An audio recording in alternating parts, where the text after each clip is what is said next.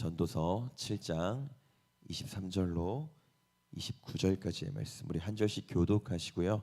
마지막 절 같이 합독하도록 하겠습니다. 제가 먼저 읽겠습니다.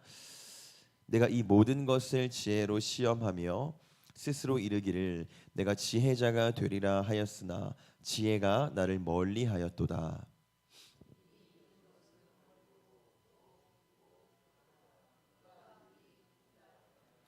내가 돌이켜 전심으로 지혜와 명철을 살피고 연구하여 악한 것이 얼마나 어리석은 것이요 어리석은 것이 얼마나 미친 것인 줄을 알고자 하였더니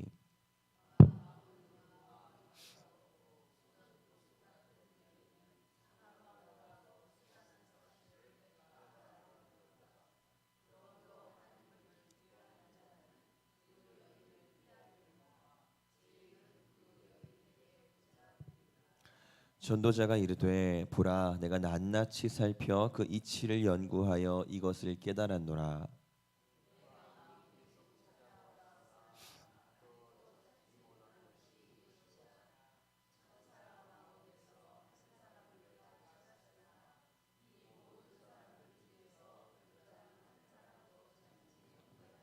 우리 같이 읽겠습니다. 내가 깨달은 것은 오직 이것이라 곧 하나님은 사람을 정직하게 지으셨으나 사람이 많은 꾀들을 낸 것이니라. 아멘. 같이 기도하겠습니다. 주께서 오늘도 우리에게 허락하신 그 큰 은혜로 말미암아서 이 새벽에 우리가 주님 앞에 나아갑니다. 우리를 만나주시고 주의 따뜻한 음성 듣게 하셔서 그 음성이 우리 삶에 큰 위로 되게 하여 주시옵소서.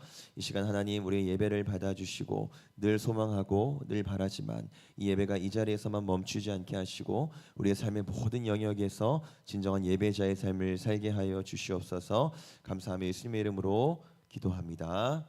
아멘. 여러분 솔로몬 이후에요. 솔로몬의 아들 르호보암이 왕이 될 때에 그때 이스라엘이 두 나라로 갈라지게 되죠. 북쪽 이스라엘과 남쪽 유다로 지금 딱 우리나라처럼 남과 북으로 나뉘어지게 돼요. 그때 북쪽 이스라엘을 다스렸던 왕의 이름이 여로보암이라는 사람이었는데요. 이 사람은 통치 기간 내내 하나님 모시기에 굉장히 악한 행동들을 반복해서 일삼습니다.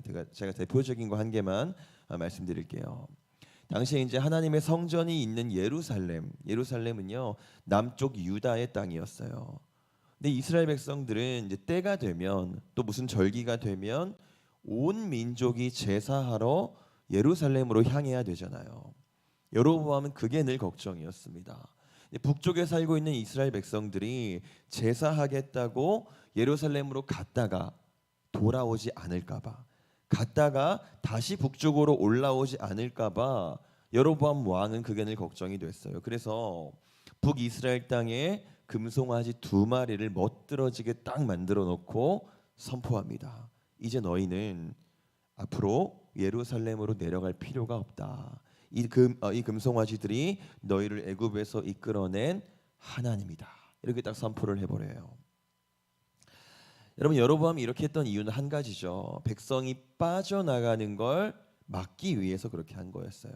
그리고 그 의미는 여로보암 나름대로 한 국가의 왕이었잖아요. 한 나라의 왕으로서 나라의 국력 유출을 막기 위한 최선의 방법이었던 거예요. 그 근거로 이 금송아지 2마리를 만들기 전에 여로보암은 수도를 새로 세우기도 했고요. 그리고 요새를 새로 정비하기도 하면서 군비를 튼튼히 하는 일에도 왕으로서 소홀히 하지 않습니다. 여러분 이게 여로보암의 지혜였어요. 여로보암의 지혜로는요 수도를 정하고 요새를 튼튼히 하면 백성이 유출되지 않으면 그 자기의 나라가 북쪽 이스라엘이 더 부국강병해질 거라고 생각했던 거예요. 그리고 이런 비슷한 발상을 했던 사람이 한 사람 더 있었는데요. 바로 오늘 본문을 쓴 사람이죠. 솔로몬이 그랬습니다. 솔로몬 때의 이스라엘 백성들은 정말 그야말로 최전성기를 누렸었죠. 심지어 성경의 표현대로 하면요. 너무 나라가 부강하니까 은이 너무 흔해서 은을 볼 때도 마치 그냥 돌처럼 여겼대요. 그 정도로 솔로몬의 시대는 정말 그야말로 태평성대였습니다. 근데 어느 순간에 이제 솔로몬이 자기의 지혜를 짜내기 시작해요. 여러분 고대 국가에서는요, 이제 우리나라가 너희 나라보다 더 우월한 국가다라는 걸 강조하고 또 위협하기 위해서 아내를 처첩을 많이 두는 문화가 있었어요.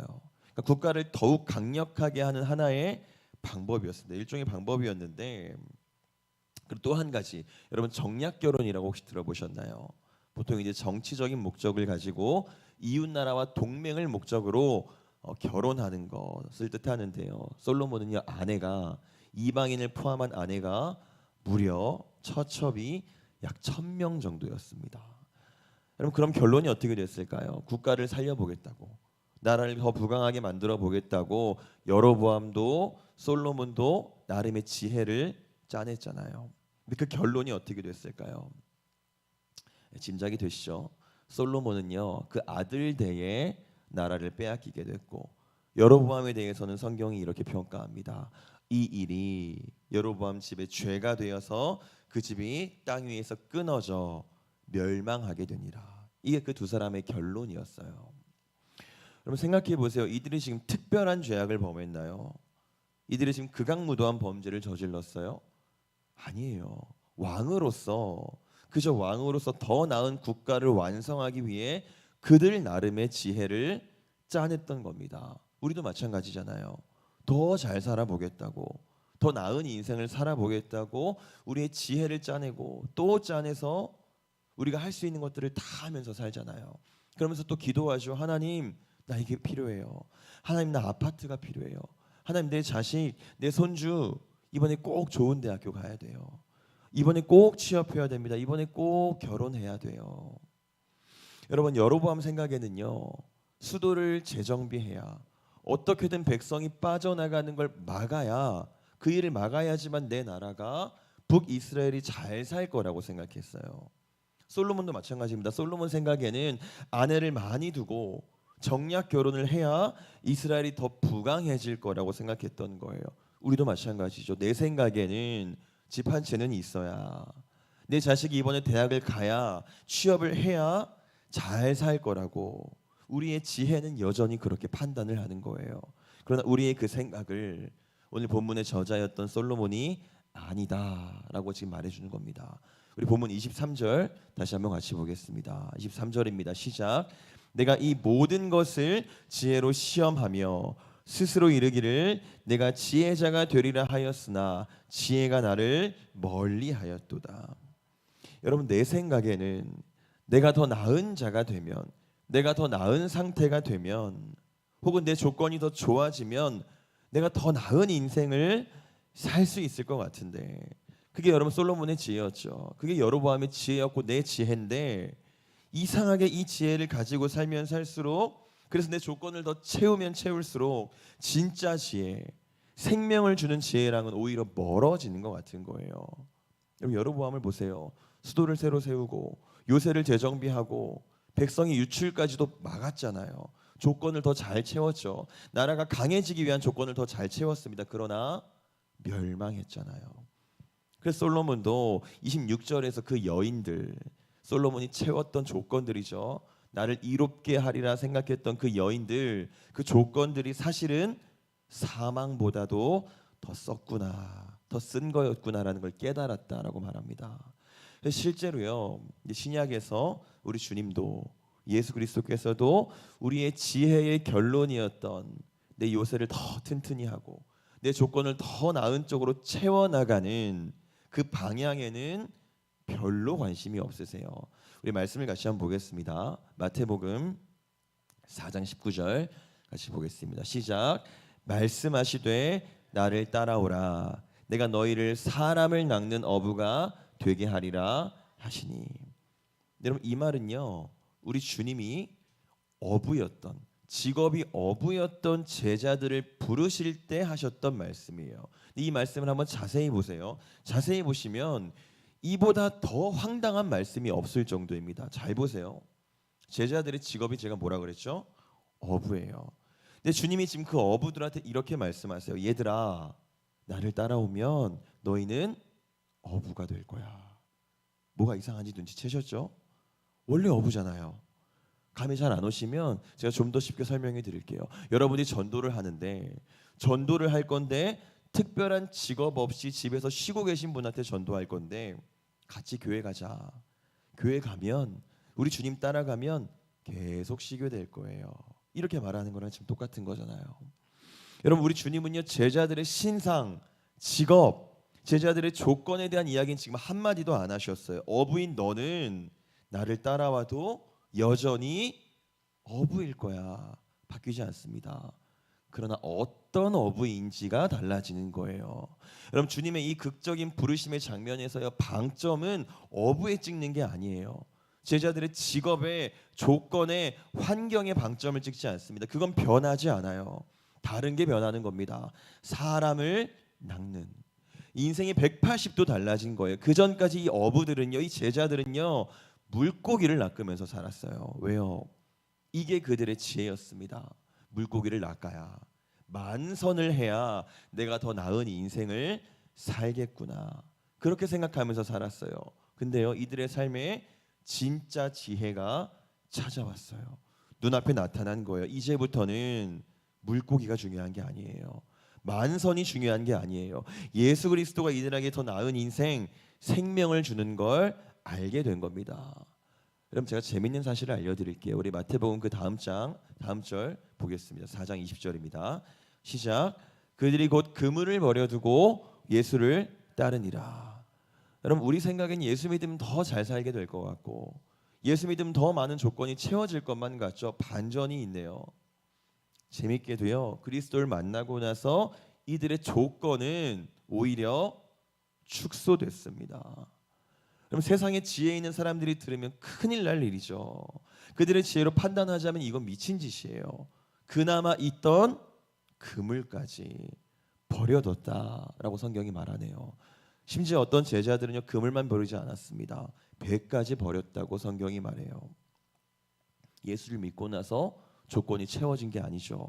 예수를 믿고 나서 오히려 그나마 있던 조건까지도 오히려 축소됐어요. 어떻게 이게 가능할까요? 그럼 진짜 지혜를 만났기 때문에 가능한 겁니다. 내 나라를 살리고 내 가족을 살리고 나를 살리는 건 수도가 아니라 요새가 아니라 여인이 아니라 물고기가 아니라 그물이 아니라 배가 아니라 예수 그리스도라는 걸 아는 사람들만 그 지혜를 만난 사람들만 할 수 있는 일이었다라는 거예요. 여러분 그러나 제 말을 오해하지 않으셨으면 좋겠어요. 절대로 아무것도 구하지 말라 이 말씀을 드리는 게 아닙니다. 우리의 필요를 최선을 다해서 구하시기를 바래요. 그러나 우리가 기억해야 될 건 우리를 살리는 건 우리가 구하고 구하는 그 조건들이 아니라 그것들을 주시는 예수 그리스도라는 걸 꼭 기억했으면 좋겠습니다. 여러분 우리가 예수를 만났다고 예수를 믿었다고 예수님을 발견했다고 우리 인생에 우리가 생각하는 그런 극적인 반전이 일어나지 않을지도 모르겠어요. 보세요 여러분 제자들은 여전히 어부잖아요. 그들에게 아무런 변화가 없었습니다. 제자들이 여전히 어부였던 것처럼 우리도 그냥 이대로의 모습일 수도 있다라는 겁니다. 근데 괜찮아요. 우리의 조건이 더 좋아진다고 해서 그것들이 결코 우리에게 더 나은 인생을 생명을 가져다 주지 않아요. 오늘 본문 29절에서 솔로몬이 이렇게 말합니다. 우리 29절 같이 보겠습니다. 시작. 내가 깨달은 것은 오직 이것이라 곧 하나님은 사람을 정직하게 지으셨으나 사람이 많은 꾀들을 낸 것이라. 아멘. 여러분 하나님이요 사람을 정직하게 지으셨대요. 태초에 그랬다는 겁니다. 태초에 처음에 하나님 뭐라고 하셨죠? 보시기에 좋았더라. 보시기에 좋았던 그때가 어떤 상태였냐면요. 아담의 때예요. 아담의 시선은 한 군데였습니다. 아무것도 바라보지 않았고 오직 하나님 한 분만 바라봤어요. 그땐 여러분 죽음도 없었죠. 사망도 없었죠. 멸망도 없었어요. 근데 죄가 들어온 후에 하나님을 향한 시야가 하나님을 향한 시선이 완전히 가려졌어요. 사람들이 그때부터 지혜를 내기 시작합니다. 왜요? 살기 위해서, 생존하기 위해서. 생명이 보이지 않으니까, 생명의 근원이신 참 지혜가 보이지 않으니까 나름대로 살아보겠다고 성을 세우고 칼을 갈고 밭을 메우고 돈을 모으고 학벌을 쌓고 할 수 있는 모든 걸 다 해보는 거예요. 그러나 그 조건들을 완벽하게 충족했다고 할지라도 충족했든지 간에 그 어떤 사람도 멸망을 피한 자들이 없음을 여러분 기억하시기 바랍니다. 우리에게는요 참 감사하게도 참 지혜가 찾아오셨어요. 우리 눈앞으로 찾아와 주셨습니다. 이제 그리스도 한 분이면 우리는 충분한 거예요. 내 지식이 얼마나 되고 내 돈이 얼마가 있고 내 학벌이 어떻고 내 자식의 상태가 어떻고 내 건강이 어떤지는 이제 중요하지 않습니다. 하나님 이런 것들이 채워져야 내가 삽니다. 이렇게 고백하는 건 이건 지혜를 모르는 사람들의 고백이에요. 어부인 내가 고작 어부인 내가 주님을 만났지만 여전히 그저 어부일 수도 있습니다. 내 인생에 정말 우리가 바라는 그런 반전이 어쩌면 없을 수도 있어요. 그러나 그럼에도 불구하고 주님 한 분만으로 충분한 줄 믿습니다. 그리고 우리 주님은요 너무 자비로우셔서 주님 내가 정말로 주님 한 분만으로 충분합니다 고백했을 때에 고백하는 우리한테 더 부어주시는 주님의 은혜로 우리의 조건마저도 더 충분하게 채워주실 줄 믿습니다. 기도하겠습니다. 하나님 우리의 짧은